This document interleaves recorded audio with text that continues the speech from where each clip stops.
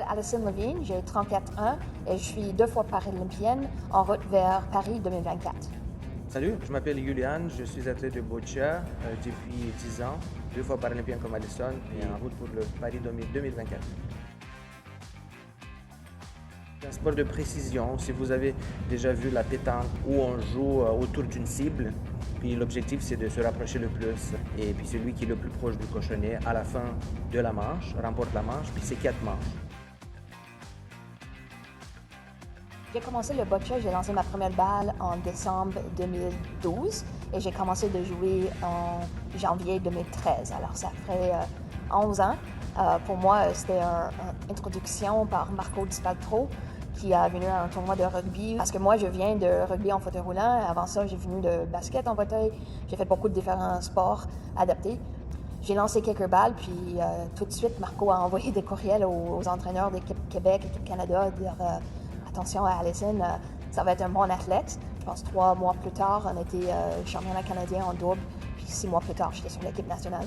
Alors ça fait un bon 10 ans que je suis sur l'équipe nationale maintenant. Je ne viens pas du milieu du sport en général. Je fais mon bac en psychologie, puis j'ai immigré au Canada. Je suis venu ici, je suis arrivé en 2010. J'ai découvert le boccia dans une conférence présentée par Dystrophie Musculaire Canada, où Alison était aussi présente, où j'ai connu aussi César. C'est là où la première fois j'ai vu des balles de boccia. Mais j'ai plutôt avec Marco que j'ai commencé. Puis ça a commencé comme ça, ensuite 1 ou 2 compétitions locales ici au Québec. Puis les coachs m'ont vu de l'équipe nationale, puis ils ont commencé à être intéressés. Ils ont vu le potentiel, puis m'ont encouragé. C'est au championnat canadien où j'ai remporté la médaille de bronze. J'ai été invité sur l'équipe canadienne. Donc 2015, j'ai rejoint l'équipe. En double BC4, parce que nous, on joue individuellement et on joue en double. En double BC4, on est 2e au monde. On était 1er au monde jusqu'à la dernière compétition. Puis moi, individuellement, je suis aussi 2e au monde. Et Juliane? Je suis, présentement, j'étais 4e. Mais suite à la compétition qu'on a eu la dernière, la Coupe du Montréal, j'ai descendu au 7e. Bien sûr, ça nous inquiète pas trop le classement vu qu'on est déjà qualifié pour Paris. Pour être un BC4, il ne faut pas avoir le paralysie cérébrale, mais quand même, il faut être affecté dans tes 4 membres et ton tronc. Alors, nous 2, on a une dystrophie musculaire. Il y a beaucoup de dystrophie musculaire dans nos classifications. BC4 et BC3, ils jouent en double, 2 contre 2. Mais les BC1 et BC2 jouent ensemble. Ils font une équipe de 3 contre 3. Ça, c'est pour les paralysies cérébrales. C'est les paralysies cérébrales, ils sont en équipe. Pour nous, la compétition de Montréal, c'était la première de la saison. L'année passée, on a gagné le médaille d'or à cet événement-là. Individuellement, on a très bien joué, mais élimination en quart de finale pour nous 2. Ça arrive, tu ne peux pas tout gagner, mais en double, notre match de demi-finale, c'était le meilleur match de nos vies. C'était vraiment juste incroyable. Puis en finale, ça manquait juste un petit peu. L'objectif primordial, c'est de monter sur le podium à Paris en équipe et en individuel aussi. Dans 4 ans, on s'est préparé pour arriver là. Donc, 3, techniquement. 3, oui, techniquement à cause de la pandémie. Pour nous, le prochain événement, ça va être la Coupe du Monde en juillet à Portugal. Donc, chaque compétition va être intéressante pour nous parce qu'on va avoir la chance de jouer nos adversaires des Jeux paralympiques. Donc, chaque compétition est différente. Fait que, tu ne prends rien pour acquis, puis c'est ça qui est intéressant. À chaque fois, il faut s'adapter.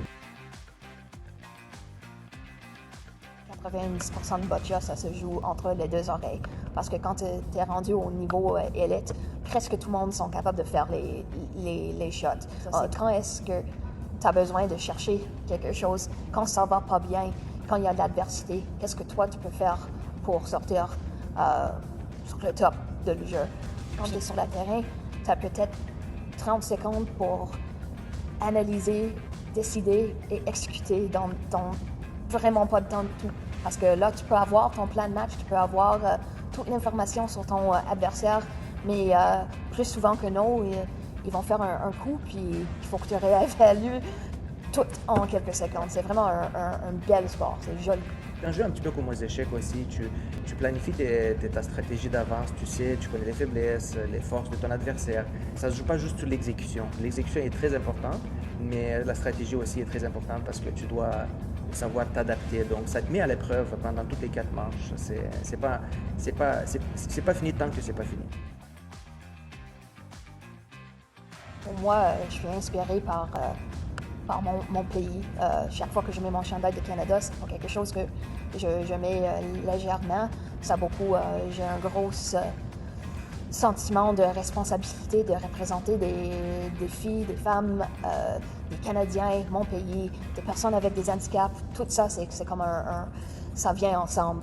Être capable de jouer, faire quelque chose que tu adores pour chaque jour de ta vie, puis représenter ton pays, c'est le meilleur feeling au monde.